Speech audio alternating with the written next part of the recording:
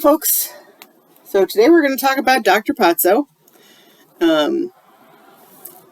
who, if we're talking about villains, I don't even consider him a villain. He is an antagonist, certainly, but I think far, far less like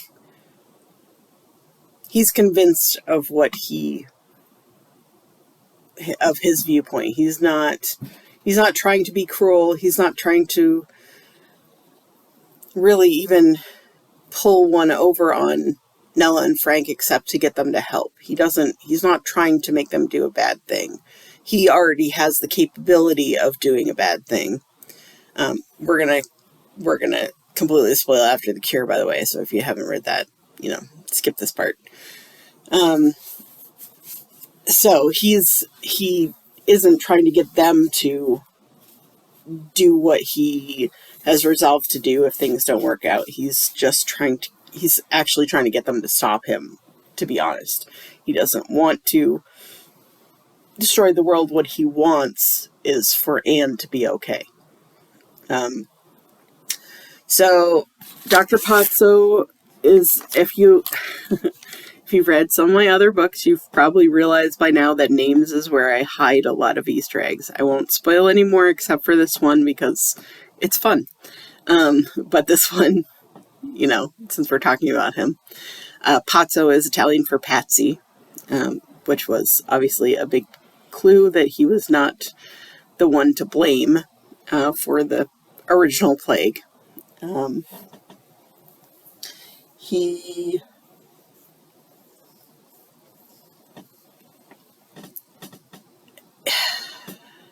It's hard to describe him.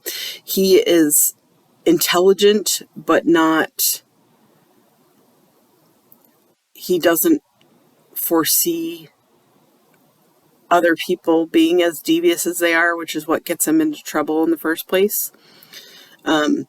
He has massive, massive, massive guilt about what happened to Anne, even though it wasn't him that persuaded her to go, expose herself to the bacteria, but he still feels this is his fault. He loves her, but because of that guilt, he is angry, very, very angry, and it's also why he's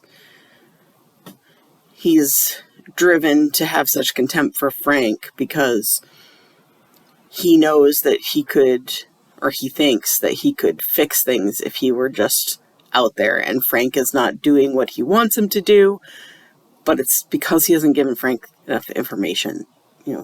He's upset more than anything else that Anne is not herself anymore. And because she is shut away from him, they're in separate cells across the prison from each other. He no longer has to see her physically every day. So he allows that guilt to turn into resentment rather than being confronted with what he's had a part in every day. He still thinks she can be fixed. That's why he refuses the other doctors until Nella is assigned to the case, because he thinks that she can somehow recover Anne's prior self. She will somehow break through. And